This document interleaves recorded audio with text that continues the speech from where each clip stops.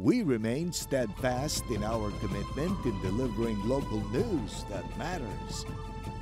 Stories that inspire. Enriching the lives of Filipinos in the Philippines and across the globe. This is your GMA Regional TV. Buong puso para sa Pilipino. Ito ang Mornings with GMA Regional TV. Magandang umaga. Ito ang Mornings with GMA Regional TV. Hatid namin ang mahalagang lokal na balita mula sa Luzon. Good morning, partner. Good morning sa iyo, partner. Araw ng Miyerkules, October 4. Naku, bilis, no? Ang bilis ng panahon. Ang bilis ng panahon. Road to Friday. Wow, October 6. Road to Friday. Oy, mamaya, partner, ay makikibalita tayo. Kumusta ng bagyong Jenny? Humina ba? Lumakas ba? Pwede na bang pumalaot ang mga mangingisda? Maganda na ba ang lagay ng panahon? Mamaya, partner, mayroon kang live interview. Oh, mamaya, pag-uusapan natin. Nag-isip ko eh. Oo nga, pag-uusapan natin ang tungkol sa cybercrime. Magandang topic to, partner. Nakakasama natin ang National Bureau of Investigation o NBI. Narito na ang mga unang balita.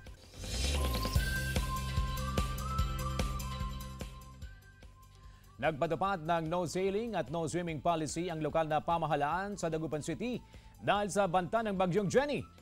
Ramdam na ang pagtaas ng alon sa dagat kaya ang ilang mangingisda agad bumalik sa dalampasigan matapos pumalaot. Ang ilang mangingisda tuloy ang pakikipagsapalaran sa laot kahit masamang panahon. Samantala, nakahanda na ang PDRRMO sa Pangasinan dahil sa banta ng bagyong Jenny. Nakahanda na ang mga rescue asset at patuloy ring minomonitor ang mga major river system sa probinsya. Makulimlim at mahanging panahon nararanasan sa Santa Ana, Cagayan dahil sa bagyong Jenny. Yan ang tinutukan live ni Jasmine Gabriel Galban. Jasmine. Joanne, magdamag pa rin nakaranas ng malakas na hangin ang bayan ng Santa Ana. Well, sa mga oras na ito, Joanne, malakas pa rin yung hangin, makulimlim at mataas pa rin yung alon sa baybayin. Pero kumpara sa mga nakalipas na bagyo, gaya na lamang ni Betty, ni Egay at ni Guring na nanalasa sa probinsya ng Cagayan, walang kasamang ulan si bagyong Jenny. Kaya naman kampante yung mga residente at kahit na mataas yung alon sa baybayin, ay hindi sila lumikas sa mga evacuation center. Nakausap natin, Joanne, yung mga residente kagabi dahil talagang mataas yung alon, pero tinatanungan natin sila kung bakit nagstay pa rin sila sa kanilang mga kabahayan. Sabi nga nilang ganyan, sa kanilang sitwasyon daw, masasabi pa naman daw na safe pa yung kanilang mga conditions, pero nakabantay ang lokal na pamahalaan, partikular yung MDRRMO sa sitwasyon ng mga residente. Sa ngayon, Joanne, 16 na bayan ang nasa signal number 1, partikular ito yung mga bayan na nasa northern portion ng Cagayan, pero pinakabinabantayan sa ngayon ng provincial government ay ang Calayan Islands. Meron na mga rescue personnel na nandoon sa ngayon, kompleto na rin sila doon sa mga available na food packs at talagang double time yung ginagawa naman ng lokal na pamahalaan na pakikipag-ugnayan sa mga municipal officials doon nga sa may Calayan Island. Samantala, Joanne, pinakabinabantayan din ng Philippine Coast Guard ang mga baybayin para matiyak na walang mga mangingisda na papalaot sa ganitong sitwasyon na kung saan ay nasa loob pa nga ng bansa si bagyong Jenny. Sa ngayon, puspusan at patuloy yung monitoring ng PDRRMO sa iba't ibang mga bayan sa probinsya ng Cagayan. Joanna? Maraming salamat, Jasmine Gabriel Galban.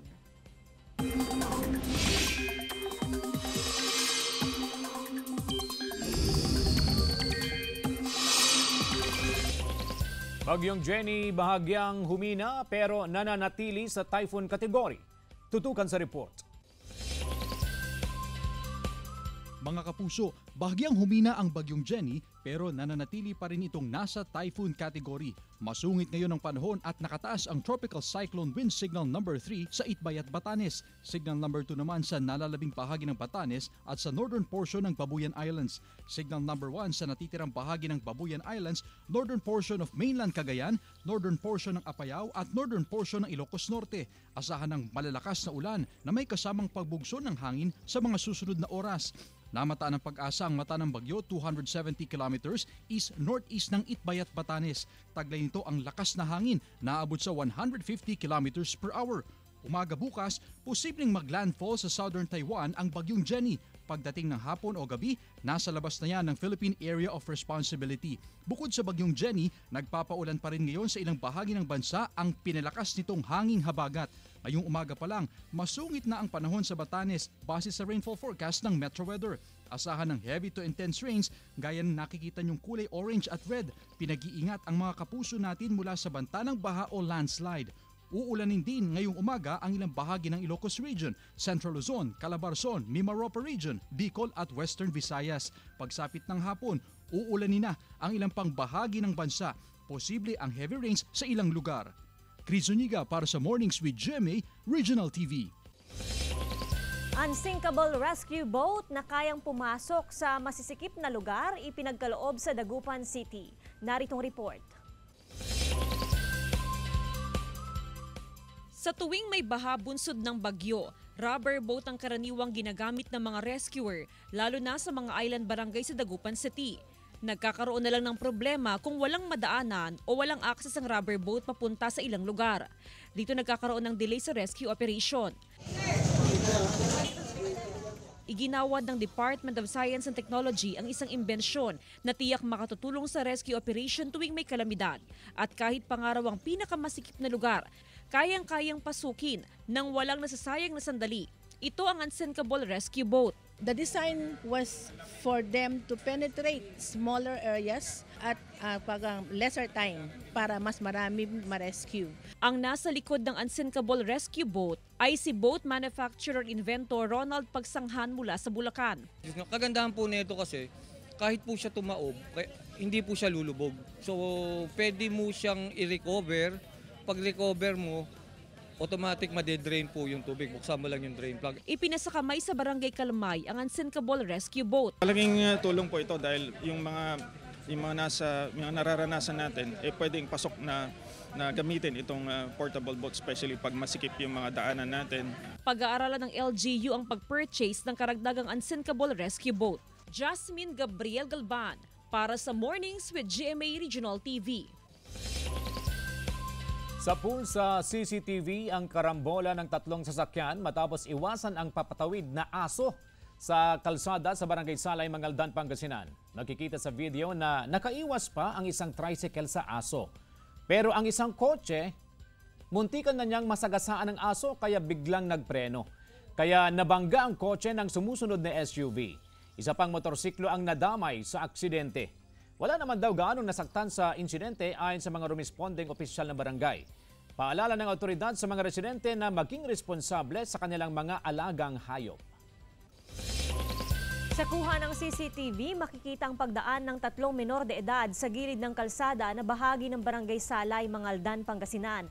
Maya-maya pa, tangay na nila ang ninakaw na pedicab. Ilang araw ang lumipas, nakita ang pedicab na iniwan sa bahagi ng Barangay Bantayan at naibalik din sa may-ari. Base sa kuha ng CCTV, natukoy ang tatlong lalaki na edad 12 hanggang 16 anyos. Pero nadaan daw sa usapan ang insidente. 30 pesos kada araw na dagdag sahod ng mga manggagawa sa Cagayan Valley, aprobado na ng Wage Board. Naritong report. Inaprubahan ng Regional Tripartite Wages and Productivity Board 2 ang bagong 30 pesos na daily minimum wage rates para sa mga manggagawa sa pribadong sektor at 5,500 pesos buwanang sweldo ng mga domestic workers sa Cagayan Valley. Ang wage hike ay patutupad sa dalawang tranches kung saan ang paunang 15 pesos sa isang araw na pagtaas ay epektibo sa October 16, 2023 na susundan ng isa pang 15 pesos sa isang araw na pagtaas sa April 1, 2024. Para sa mga manggagawang hindi pang agrikultura, makakakuha sila ng 435 pesos sa isang araw simula sa October 16, 2023 at 450 pesos sa isang araw sa April 1, 2024. Nauna nang nagsagawa ang Regional Board ng mga serye ng konsultasyon sa sahod upang bigyang pansin ang kalagayan ng mga manggagawa, employer at domestic worker. Inaprubahan na rin ang 40 pesos na wage increase sa mga manggagawa sa Central Luzon. Sakop ng aumento sa sahod ang mga non-agriculture, agriculture at retail service establishments. Kapag naging epektibo na ito, ang wage rate sa mga probinsya ng Bataan, Bulacan, Nueva Ecija, Pampanga, Tarlac at Zambales ay magiging 493 pesos to 500 pesos para sa mga manggagawa sa non-agriculture establishments, 454 pesos to 470 pesos sa mga manggagawa sa agriculture sector at 475 pesos to 489 pesos naman para sa mga retail at service workers. Sa Aurora, tataas din ng 449 ang wage rate sa mga non-agriculture workers, 422 pesos to 434 pesos sa mga manggagawa sa agriculture, habang papatak naman sa 384 pesos ang mga retail at service workers. Joan Punsoy para sa Mornings with GMA Regional TV. Sa inilabas na Executive Order No. 41 ni Pangulong Bongbong Marcos, pinapasuspinde ang paniningil ng kahit anong koleksyon sa mga goods transporting vehicle na papasok sa mga lugar na sakop ng LGU. Suspendido ang collection fees, kabilang ang sticker fees, discharging fees, delivery fees, market fees, toll, entry fees, o kahit mayor's permit fees na sinisingil sa mga trader na dumadaan sa local public roads. Layon daw nitong mabawasan ang transportation cost ng mga produkto na ipinapasa rin sa mga consumer. Epektibo ang Executive Order 30 days pagkatapos ilabas noong September 25, 2023. Inaprubahan ng Land Transportation Franchising and Regulatory Board ang petisyon para sa 1 peso provisional fare increase. Sa gitna ito ng mataas na presyo ng produktong petrolyo. Pareho itong ipatutupad sa modern at traditional jeepneys sa buong bansa. Ayon sa LTFRB, magiging epektibo ang provisional fare increase sa October 8, araw ng linggo. Nauna rito, pinayuhan ni LTFRB Chairman Teofilo Guadis III ang mga transport group na magsumite ng supplemental petition bago maglabas ng pinal na desisyon. Ikinonsidera rin ang mga feedback mula sa National Economic and Development Authority at iba pang stakeholders bago ang desisyon. Kabilang sa mga petitioner, ang Pasang Mazda, Alliance of Transport Operators and Drivers Association of the Philippines o ALTODAP at Alliance of Concerned Transport Organization o ACTO.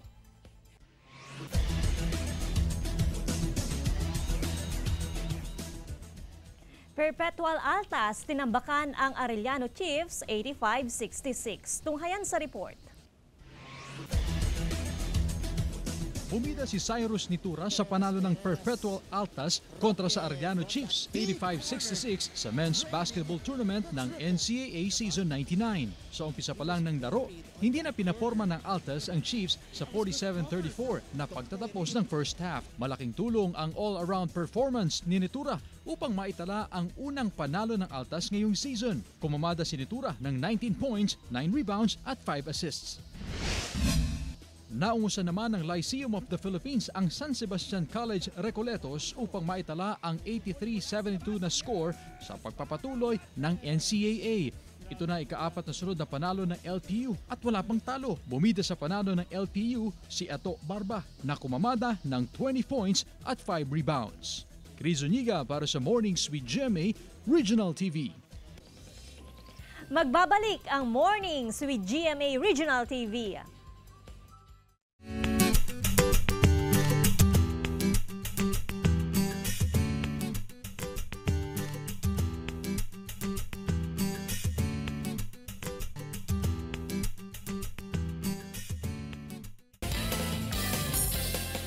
Ito ang Mornings with GMA Regional TV.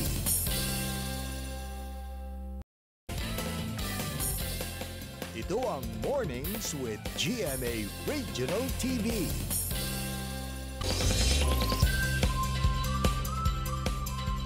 They are living by the motto nobility, bravery, and integrity.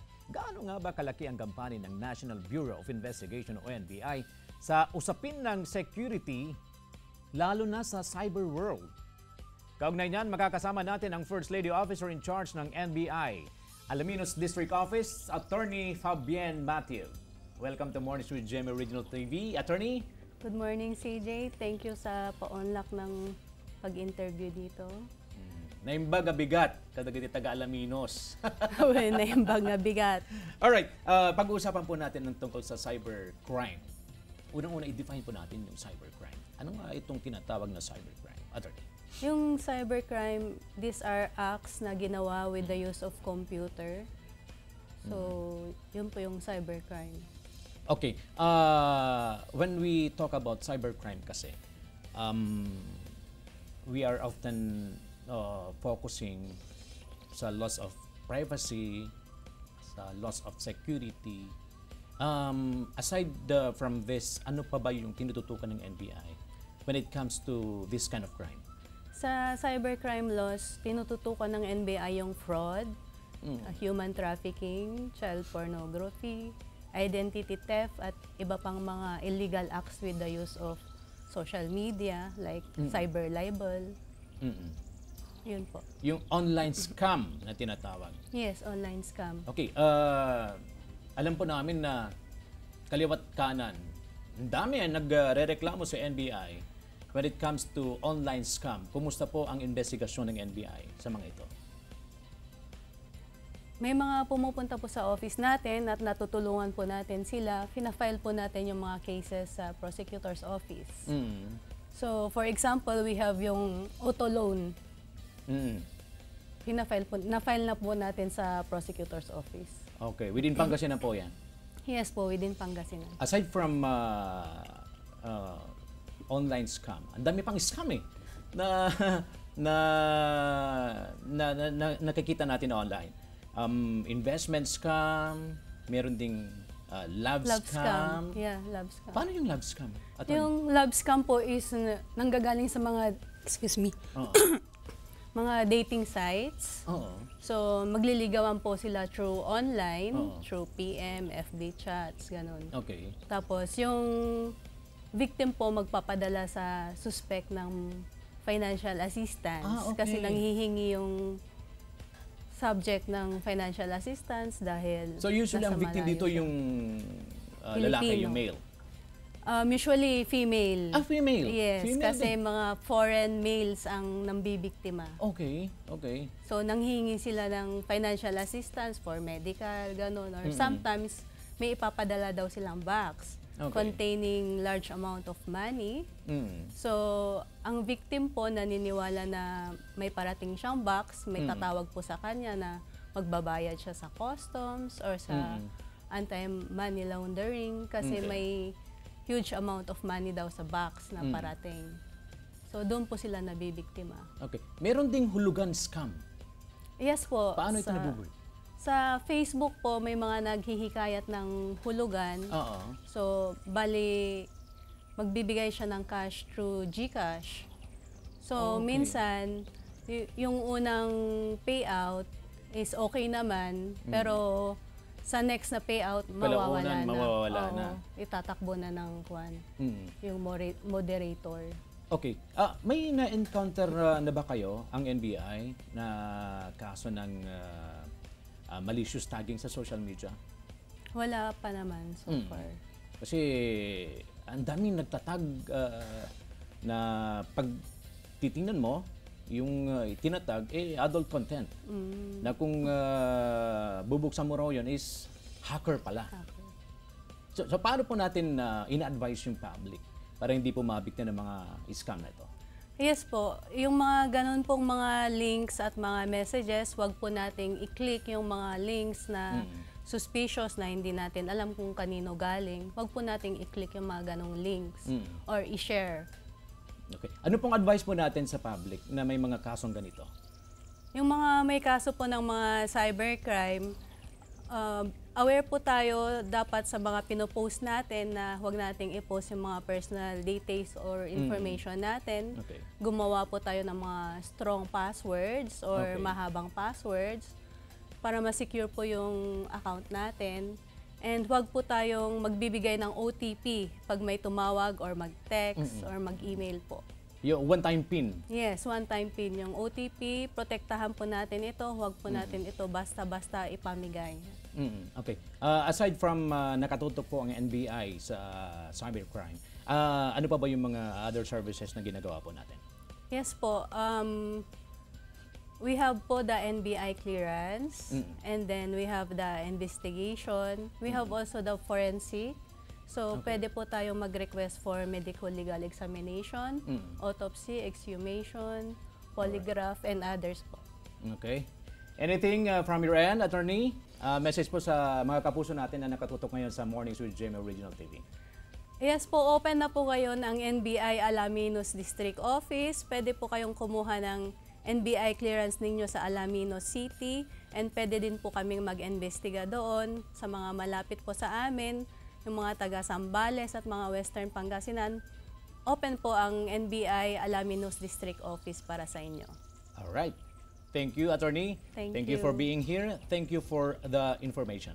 Thank you din po. Alright. Maraming salamat. Si Attorney Fabian Matib, ang OIC ng NBI Alaminos District Office.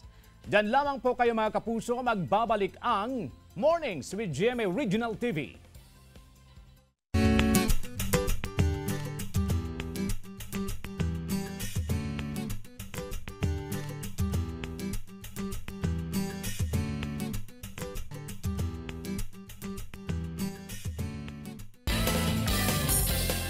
Ito ang Mornings with GMA Regional TV. Ito ang Mornings with GMA Regional TV. Sandara Park at SB19 Collab Dance Showdown. Trending! Tunghayan sa report. Sa social media post, may pasabog na dance number ang male pop group na SB19 featuring ang K-pop icon at Pinoy at heart na si Sandara Park. Sa song number na Gento, ipinakita nila ang husay sa paghataw para sorpresahin ang fans. Umani naman ito ng mahigit 200,000 likes at views online. Hirit ng ilang fans, sana raw simula pa lang ito ng collaboration ni Dara with SB19. Sa big finale ng Battle of the Judges, itinanghal na ultimate champion ang aerialist na si Marvin Peralta dahil sa kanyang breathtaking performance. Literal na makapigil hininga ang ginawa niyang stunts, kasabay ang creativity sa pagsayaw. Aminado ang ilang judges na kinabahan sila kung paano may tatawid ni Marvin ang kanyang performance. Bukod sa kanya, nagpakitang gilas din ang iba pang performers gaya ng power impact dancers, light artist at violinist na si Shama. Gab De Luna para sa Mornings with GMA Regional TV. Rare species ng rhino pinoprotektahan at pinaparami sa Indonesia. At guest dog sa White House, United States, agaw pansin. Tunghayan sa Globalita. Sa Sumatra, ipinanganak ang isang female rhino sa National Park ng Indonesia. Ayon sa Indonesian Ministry of Environment and Forestry, dumaan sa mabusising breeding process ang mother rhino na si Ratu at mula pa sa United States ang kapares nito. Itinuturing na rare at pinakamaliit na uri ng rhino ang Sumatran rhino na pwedeng tumimbang ng 900 kilograms. Kabilang na ito sa endangered species dahil aabot na lang sa 80 ang kanilang populasyon sa buong mundo. Kaya sa tulong ng pribadong sektor at local authorities sa Indonesia, pilit pinaparami at pinepreserba ang mga Sumatran rhino. Sa Washington, D.C., agaw pansin ang support dog ng American actress na si Selma Blair nang dumalo ito sa White House bilang selebrasyon ng Americans with Disability Act. Nagbigay siya ng command sa aso na stay, kung saan game naman na nakipagbiruan si US President Joe Biden. Good boy, stay. Thank you. Yes. Kaya talagang iba ang naging dating ng pagtitipon thanks to her companion dog. Chris Zuniga para sa Mornings with GMA Regional TV. Mga kapuso, gagawin naming mas inspiring ang inyong morning dahil oras na para sa ating #MorningFeels.